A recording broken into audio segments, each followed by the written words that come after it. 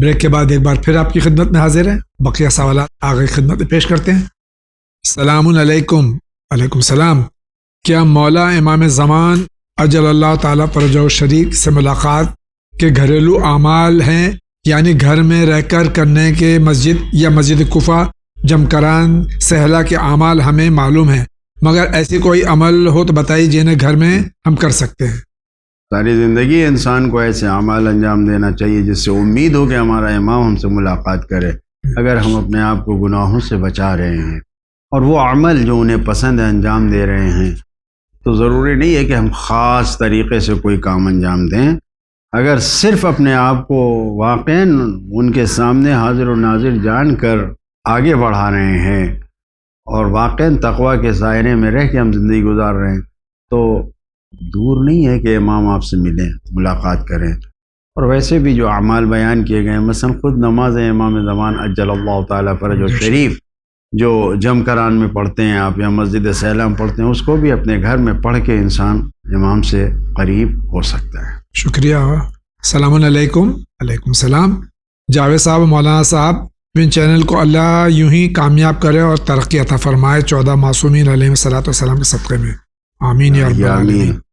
میرا سوال یہ ہے کہ میرا دوست جو شیعہ ہے، سید ہے، اور ایونٹس میں کام لیتا ہے ممبئی میں، اور لڑکوں کو کام کرنے کے لیے بلاتا ہے، جس میں سے زیادہ تر شیعہ ہی ہوتے ہیں۔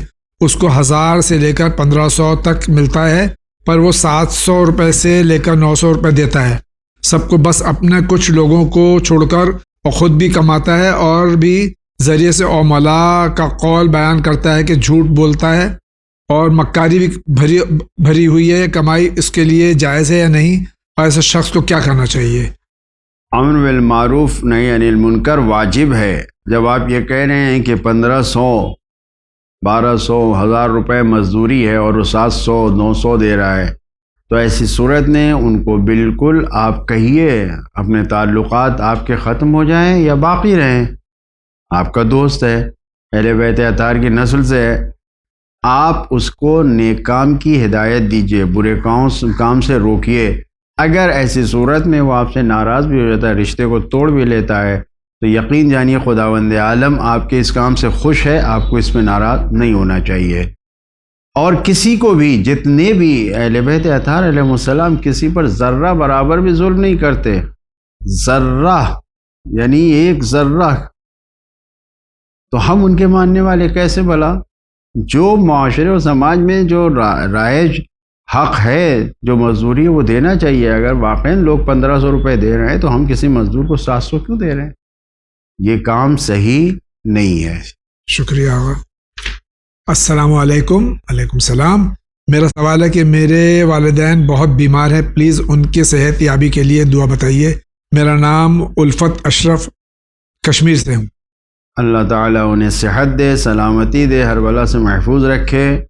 اور میں نے ابھی کہا کہ سورہ الحمد پہ پانی پڑھ کے پھونک کے دن میں جتنی بار پانی پی رہے ہیں پیے، پلائیے، دیکھیے انشاءاللہ شفا ملے گی۔ اور لیکن ساتھ میں ڈاکٹر کے پاس دوا لے کر اس کے نسخے پہ عمل کرنا بھی ضروری ہے۔ بہت بہت شکریہ آقا۔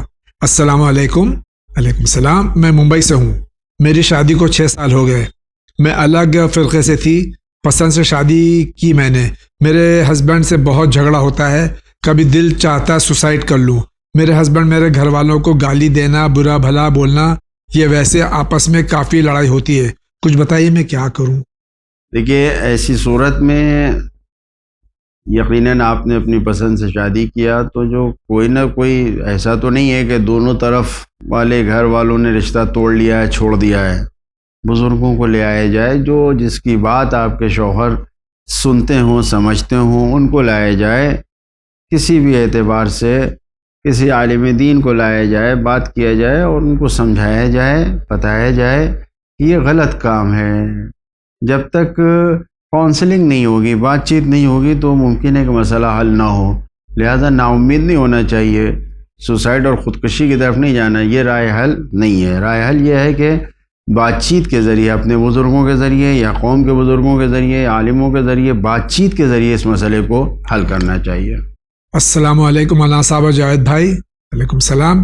کیا 6 مہینے کے بچے کا پیشاب پاک ہے یا نجس؟ میرے شوہر ہم سے بہت بحث کرتے ہیں، اگر بچے کے پیشاب چادر پر آ جائے تو دھلنا چاہیے یا نہیں، ذرا بتا دیجیے۔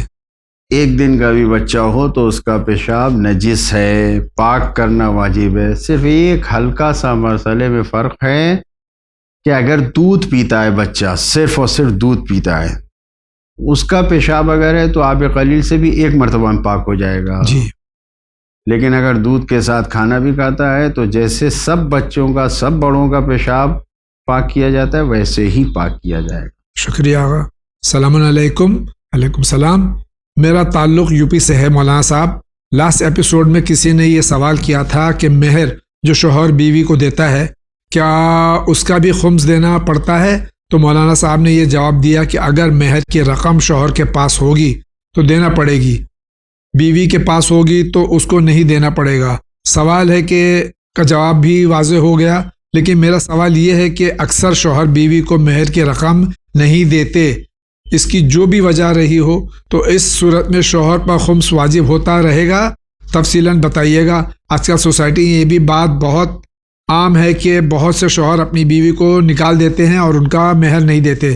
کافی سالوں کے بعد جب کبھی فیصلہ ہو اس سال سے بیوی الگ، کئی سال سے بیوی الگ رہ رہی ہو اور پھر اس کو طلاق ہو جاتی ہو، تو اس صورت میں بھی شوہر پر مہر پر خمس واجب ہو جاتا ہے؟ اس بارے میں تفصیلاً بتائیے۔ فقط والسلام۔ اس طریقے سے بتایا گیا کہ اگر شوہر کے پاس ہے تو اسے خمس دینا ہے۔ اب ایک بار جب خمس دے دیا تو دوبارہ اس میں کوئی اضافہ تو ہوا نہیں۔ اگر اس پہ کوئی منفعت آ رہی ہے، کوئی فائدہ آ رہا ہے تو اس کا بھی فائدہ دینا پڑے گا، ورنہ مہر جب عورت کو مل گیا تو اس پہ خمس نہیں ہے۔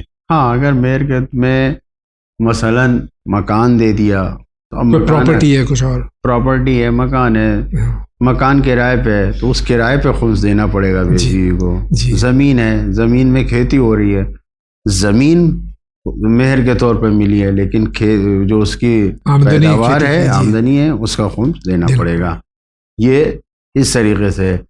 دوسرا پہلو جو اس سوال میں پوچھا گیا ہے کہ نہیں دیتے تو قیامت میں انہیں ادا کرنا پڑے گا۔ وہ حضرات جو مہر ادا نہیں کرتے یا اپنی بیوی سے انہوں نے دل کے ساتھ، صداقت کے ساتھ، سچائی کے ساتھ، واقعاً محبت میں معاف بھی نہیں کروایا ہے اور ادا بھی نہیں کیا ہے، تو یہ وہ قرض ہے کہ جس کی وجہ سے انسان عذاب میں مبتلا ہوگا، بخشش نہیں ہوگی جب تک کہ معاف نہ کر دیں۔ لہٰذا پہلی فرصت میں ادا کرنا چاہیے۔ اہل بیت اطہار علیہ السلام کے ہم ماننے والے ہیں، انہوں نے کیا کیا تھا؟ وہ پہلے ہی مہر کی رقم کو ادا کرتے تھے تاکہ دلہن کے لیے اس کے باپ اور اس کے گھر والے، خود دلہن اپنی زندگی کے سامان کو فراہم کر سکے۔ لہٰذا مہر کا ادا کرنا واجب ہے۔ جن لوگوں نے نہیں دیا ہے فوراً ادا کرے، چاہے وہ عمر کے جس حصے میں۔ شکریہ آقا۔ السلام علیکم۔ علیکم السلام۔ Myself Raza Abbas Zaidi from Lucknow. My questions and suggestions. پہلا سوال، qurbani amount can be directly given to the deserving? کیا قربانی کا پیسہ ہے جو ڈیزرونگ پرسن ہے اس کو دیا جا سکتا ہے؟ اب کون سی قربانی انہوں نے یہ لکھا نہیں ہے۔ واجب قربانی ہے تو پیسہ دیتے وقت یہ یقین ہونا چاہیے کہ قربانی کرے گا۔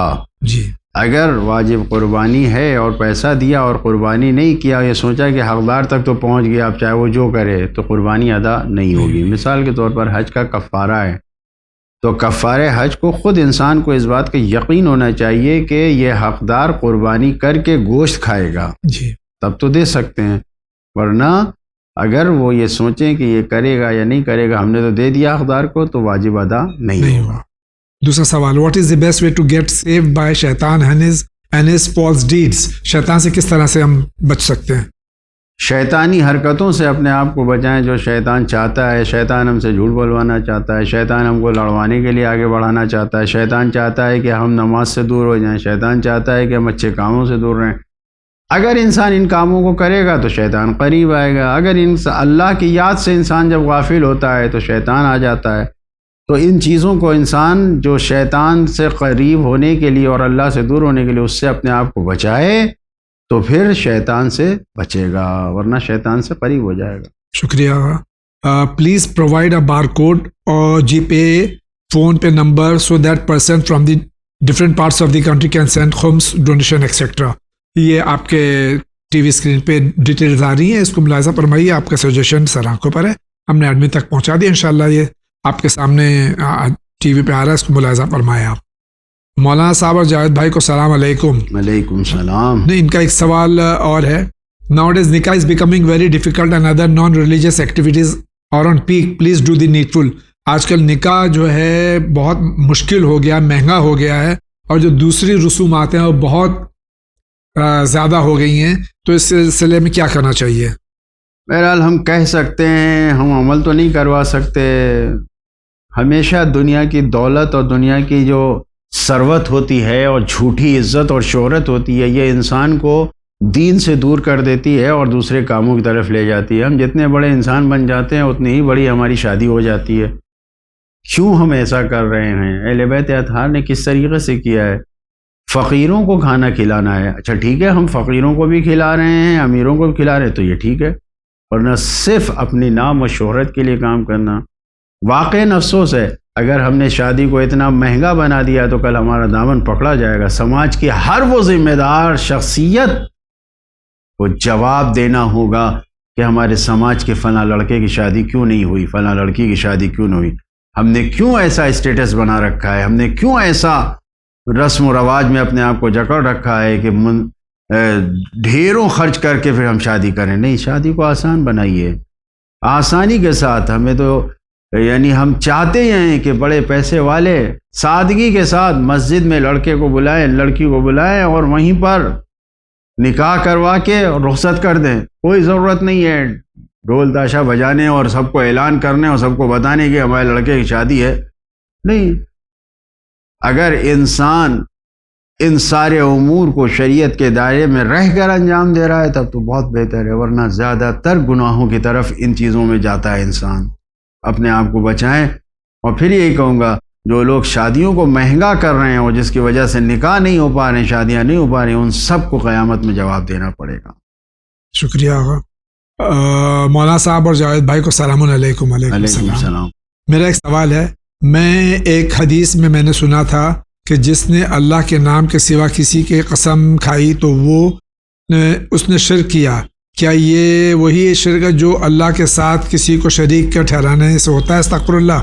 اور اگر کبھی نہ سمجھ میں اس اللہ کے نام کے علاوہ کسی کی قسم کھا لی تو کیا اس کا گناہ ہوگا؟ میرے ساتھ یہ 3-4 بار ناسمجھی میں ہوا ہے جس پہ میں نے بہت توبہ کی, لیکن پھر بھی میں وضاحت چاہتا ہوں. اللہ کے نام کے علاوہ کسی اور کے نام کو لے کر قسم کھانا جائز نہیں ہے, اور وہ بھی شریعت کے دائرے میں. مثلاً باللہ, واللہ, باللہ, تاللہ, یہ جو یا اقسم باللہ, اللہ کے نام سے قسم کھاتا ہوں, یہی صحیح قسم ہے. اور اس کو اگر کسی نے اس قسم کو عہد کیا اور کھایا تو پھر اس کو انجام دینا واجب ہے. اس کے علاوہ کسی اور کے نام سے اگر ہم قسم اپنے اوپر واجب قرار دیں تو وہ جائز نہیں. ایسے ہی کھا لیں تو الگ بات ہے, لیکن واجب قرار دینا جو ہے اس کو, اگر آپ آپسی بول چال میں کہہ دیں ہم قسم کھا کے کہہ رہے ہیں بغیر کسی کا نام لیے ہوئے, آپ کے سر کی قسم, جی, تو اس طریقے سے جو ہے سر کی قسم, آپ کی جان کی قسم, تو اس میں کوئی حرج نہیں ہے. بس شرط یہ ہے کہ انسان کسی جھوٹ کی طرف نہ جائے, کسی گناہ کی طرف نہ جائے. البتہ اگر کوئی انسان مثلاً کسی بت کی, کسی غیر اللہ خدا کی قسم جن کی عبادت کی جاتی ہے قسم کھا رہا ہے تو یہ حرام ہے, یہ جائز نہیں ہے. لیکن اگر مثلاً اس نے کہا کہ جناب عباس کی قسم, جناب عباس کے علم کی قسم, اس طریقے سے کہا اور کہہ کے پھر اس کے بعد اس قسم کو انجام نہیں دے رہا تو یہ گناہ ہے. بہرحال جن لوگوں کا اور جن ناموں پر قسم کھا کے بولنا حرام قرار دیا گیا, اگر اس کو انسان کر رہا ہے تو توبہ کرنا ضروری ہے, بچنا ضروری ہے. اور اگر نہیں, اللہ کے علاوہ ایسے نام جن کو مقدس نام ہے, احترام ہے, اور اس میں وہ کہہ گیا بھولے سے, تو اس میں کوئی حرج نہیں ہے. السلام علیکم مولانا صاحب اور جاوید بھائی. میں اپنا نام اور شہر نہیں بتانا چاہوں گی. میرا شوہر طلاق نہیں دے گا پر ساتھی نہیں بھی رکھتا. 5 سال سے مجھے ماں کے گھر چھوڑ کر اپنی دوسری بیوی کے ساتھ گھر بسا رہا ہے.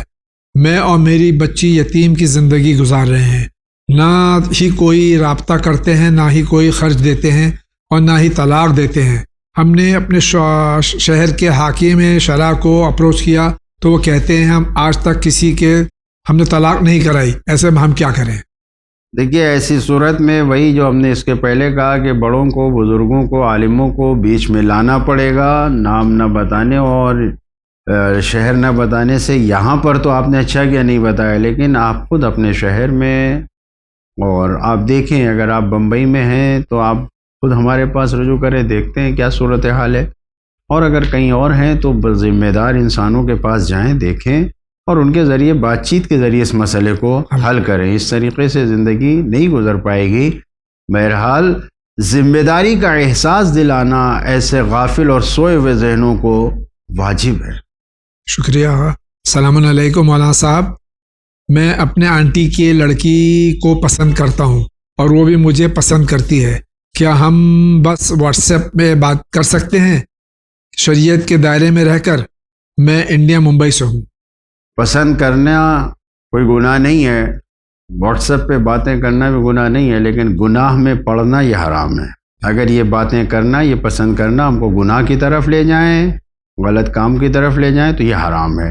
لیکن صرف پسند کرنا اور پسند کرنا اس نیت سے باتیں کرنا کہ ہم فیوچر میں شادی کریں گے تو اس میں کوئی حرج نہیں ہے، لیکن اپنے آپ کو گناہوں سے بچاتے ہوئے، کیونکہ شیطان ایسی جگہوں پر ضرور آتا ہے۔ بے شک۔ شکریہ آغا۔ السلام علیکم مولانا صاحب اور جاوید بھائی۔ علیکم السلام۔ بہت سے لوگ کہتے ہیں کہ مرد کی ہیئر بینڈ لگانے سے عورت کی مشابہت جھلکتی ہے، اس لیے جائز نہیں ہے۔ اب آپ لوگ یہ بتائیے کہ یہ صحیح ہے غلط، کیونکہ اگر اس کا استعمال نہ کرے تو نماز میں بڑی دقت ہوتی ہے۔ یہ بہت سے افراد جن کی زلفیں دراز ہوتی ہیں مردوں کی، وہ اگر سجدہ کرتے ہیں تو چہرے پہ بال آ جاتے ہیں تو ہیئر بینڈ لگا لیتے ہیں، تو یہ کیا لگانا جائز ہے؟ نہیں، اگر اس سے مرد اپنی ہیبت اور اپنی اس تصویر پہ باقی ہے تو کوئی حرج نہیں ہے۔ اگر واقعاً اس طریقے سے لگا رہا ہے کہ سمجھنے والا یہ سمجھے کہ عورت ہے، جی، عورت کی شبیہ بن گیا، تب تو یہ جائز نہیں ہے۔ جی، لیکن جو سوال ہے نماز میں، تو اس طریقے سے لگانے میں، اور آج کے دور میں تو بازار میں عورتوں کے لیے ہیئر بینڈ الگ طرح کے آتے ہیں، مردوں کے لیے الگ آتے ہیں، تو مردوں سے مخصوص آتے ہیں تو اس کو لگانے میں کوئی حرج نہیں۔ شکریہ۔ مولانا صاحب اور جاوید بھائی کو سلام۔ علیکم السلام۔ مجھے جواب نہیں، اس کا حل بتائیے۔ شادی کس کی مرضی سے کرنی چاہیے، اور میری عمر 20 سال ہے، میں بلائنڈ ہوں اور یعنی نابینا ہے اور کچھ کماتا نہیں ہوں، لڑکی کو پسند کرتا ہوں، وہ لڑکی سید ہے اور ان کے ہاں سیدوں سے باہر شادی نہیں ہوتی، ہم دونوں نکاح کرنا چاہتے ہیں، بتائیے کیا کرنا چاہیے؟ کیا اسلام میں ایسا کچھ ہے کہ سیدوں کی شادی سید سے ہونی چاہیے؟ ہمیں تو اللہ نے بنایا ہے، پھر سید ہونے یا نہ ہونے سے کیا فرق پڑتا ہے؟ یہ ایک حقیقت ہے کہ انسان جو اس دنیا میں آیا ہے، یہ سب خدا کے بندے ہیں اور سب ایک ہی طریقے سے پیدا کیے گئے ہیں، تو خدا کے نزدیک یہ رشتے، یہ سید ہونا، یہ نبی زادے ہونا، یہ امام زادے ہونا، اس سے کوئی فرق نہیں پڑتا۔ ان اکرمکم عند اللہ اتقاکم، خدا کے نزدیک وہ سب سے قریب ہے جس کا تقوی سب سے اچھا ہے۔ لہذا اس طریقے کی باتیں کرنا صحیح نہیں ہے کہ سید کی شادی غیر سید سے نہیں ہو سکتی، غیر سید کی سید، یہ غلط ہے، یہ صحیح نہیں ہے۔ ایمان اور تقوی کی بنیاد پر شادی ہونی چاہیے، بے شک۔ کسی اور چیز کو معیار نہیں بنانا چاہیے، نہ حسن، نہ جمال، نہ دولت، نہیں۔ انسان کو ایمان اور تقوی، اگر انسان با ایمان ہے، با تقوی ہے، تو پھر شادی کے لیے قدم آگے بڑھانا چاہیے، کافی ہے۔ بہت بہت شکریہ۔ السلام علیکم جاوید بھائی مولانا صاحب۔ علیکم السلام۔ میرا سوال ہے، میرے ہسبینڈ میرا اور بچے کا خرچ حیثیت کے باوجود ضروری نہیں سمجھتے۔ 35 سال ہو گئے شادی کو، بیٹا بڑا ہوا تو اس کی کمائی بھی ہسبینڈ کے پاس، پھر ہمارا خرچ نہیں اٹھایا۔ بیٹوں نے ٹیوشن پڑھا کر پیسے بھی جمع کیے، ہمارا اپنا خرچ اٹھایا، اور اس پر میرے ہسبینڈ کا جھگڑا ہے کہ بیٹوں کے پیسے پہ میرا حق تو کیا نہیں ہے؟ اس طرح کوئی سوال ہے، یہ رہنمائی فرمائیے۔ ہر شوہر کی ذمہ داری ہے کہ بیوی کا نان و نفقہ دے اور بچوں کا نان و نفقہ دے، واجب ہے۔ افسوس ہے کہ جیسے انہوں نے لکھا ہے، خدا کرے کہ وہ صاحب بھی دیکھ رہے ہوں کہ 35 سال ہو گئے اور انہوں نے خرچ نہیں دیا ہے، تو یہ ظلم ہے۔ خدا کے نزدیک عبادتیں قبول نہیں ہوں گی، خدا کے نزدیک بخشش نہیں ہوگی، لہذا دینا چاہیے۔ اور اب اس پہ اگر دوسرے بیٹیاں یا بیٹے ان کو کچھ لا کے ماں کو دے رہے ہیں اور وہ اپنا ماں کا حق ادا کر رہے ہیں، اس سے وہ یہ کہیں کہ ہمارا حق ادا ہو گیا اور ہماری ذمہ داری پوری ہو گئی، بالکل صحیح نہیں ہے۔ شوہر کے اوپر ذمہ داری ہے کہ وہ اپنے بچوں کے اور اپنی بیوی کے خرچ کو پورا کرے۔ شکریہ آغا۔ ہم صدف GTB نگر سے، میری شادی کے لیے دعا فرما دیں، کوئی وظیفہ بتا دیں۔ دعا کرتے ہیں پروردگار عالم سے آپ کی اور آپ جیسے تمام نوجوانوں کی جو شادی کی کوششیں کر رہے ہیں، خدا بحق چہاردہ معصومین علیہ السلام ان کی کوششوں کو پورا فرمائے اور ان کے راستے میں آنے والی رکاوٹوں کو دور فرمائے۔ سورہ طٰہٰ پڑھ کر پانی پر بالٹی میں ٹپ میں کسی پہ پڑھ کے اس سے غسل کیجیے، نہائیے۔ یہ مت سوچئے کہ یہ پانی کہاں جائے گا، نہیں، معصوم علیہ السلام نے یہ بات ہم کو بتائی ہے کہ پانی پر پڑھ کے اس سے نہا لو تو انہیں بھی معلوم ہے پانی کہاں جائے گا، جی۔ تو اس سے جلدی رشتے آتے ہیں۔ سورہ واقعہ پڑھنے سے ہر قسم کی حاجت پوری ہوتی ہے اور یہ بھی ایک حاجت ہے، لہذا سورہ واقعہ پڑھیں، انشاءاللہ تعالی خداوند عالم اسباب فراہم کرے گا انشاءاللہ۔ بہت بہت شکریہ آغا۔ السلام علیکم مولانا صاحب اور جاوید صاحب۔ علیکم السلام۔ My relative sent jinn on us and repeatedly doing black magic on us. Do you have any ayat for jinn؟ ان کے بقول ان کے رشتہ داروں نے ان کے اوپر جن مسلط کر دیے ہیں اور کالا جادو کر رہے ہیں، کوئی دعا بتا دیجیے اس کے توڑ کے لیے۔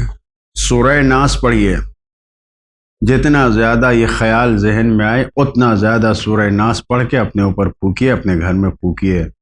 قرآن مجید کا آخری سورہ، اس سے ہر قسم کے شیطان خناس سب دور ہوتے ہیں، کالا جن ہو یا لال جن ہو، سفید جن ہو، سب غائب ہو جائے گا۔ شکریہ آغا۔ السلام علیکم جاوید بھائی مفتی صاحب۔ علیکم السلام۔ میں نے میرے ایک دوست کے طلاق کے paper per as a witness signature کیا ہوں، کیا ایسا کرنا گناہ ہے؟ میں ممبئی سے ہوں۔ اگر طلاق گناہ تھا، اگر غلط طلاق تھا تو یقیناً گناہ ہے، اور اگر طلاق صحیح تھا اور آپ نے گواہی دی ہے تو اس میں کوئی گناہ نہیں ہے، کوئی حرج نہیں ہے، بلکہ آپ نے ایک انسان کی مشکل کو حل کیا ہے، اس میں کوئی حرج نہیں ہے، کوئی گناہ نہیں ہے۔ شکریہ۔ ناظرین کرام، اسی کے ساتھ آج کے اس ایپیسوڈ کا وقت ختم ہوا چاہتا ہے۔ میں حجت الاسلام کا شکر گزار ہوں کہ تشریف لائے، سوالات کے جوابات دیے۔ انشاءاللہ جو شرعی سوالات کے جوابات یہاں دیے جاتے ہیں اس پر ہم سب عمل کرنے کی پوری کوشش کریں گے، اور انشاءاللہ اسی طرح سوالات بھیجتے رہیے۔ یہ سوالات اور جوابات کا سلسلہ انشاءاللہ جاری رہے گا۔ سوالات اس طرح بھیجیے کہ سوالات پہلے ذہن میں مرتب کر لیجئے، کم سے کم الفاظ میں زیادہ سے زیادہ مفہوم آپ کا ہو، تاکہ زیادہ سے زیادہ سوالات ہم لے سکیں اور علماء کرام جوابات دے سکیں۔ ہم ایک بار پھر یہی کہیں گے کہ ایسے سوال بھیجیے کہ جو واقعاً ہماری زندگی کے مسئلے کو حل کر سکیں، ہماری زندگی کے گرہوں کو کھول سکیں، دنیا اور آخرت میں فائدہ پہنچا سکیں۔ ایسے سوالات سے بچیے کہ جن کا نہ دنیا میں فائدہ ہے نہ آخرت میں فائدہ ہے، ایسے سوال کیجیے۔ صرف ذہن میں یہ دیکھیے کہ کتنا وقت اور کتنا قیمتی سرمایہ اس آپ کے 2-3 منٹ کے لیے لگ رہا ہے۔ اگر اس کو آپ اپنے پیش نظر رکھیں گے یا رکھیں گی تو اس قسم کے بیجا سوالات نہیں آئیں گے۔ اچھے سوالات دیجیے کہ جس سے یہ سوچئے کہ 1 منٹ میں آپ کے ایک سوال کو اگر 10,000 لوگوں نے سنا، 10 لاکھ لوگوں نے سنا، 1 کروڑ لوگوں نے سنا تو 1 منٹ 1 کروڑ منٹ بن جائے گا۔ یہ ثواب حاصل کیجیے۔ بہت بہت شکریہ۔ ناظرین کرام، اسی کے ساتھ اجازت دیجیے، انشاءاللہ زندگی رہی تو پھر آپ سے ملاقات ہوگی۔ وآخر دعوانا ان الحمدللہ رب العالمین۔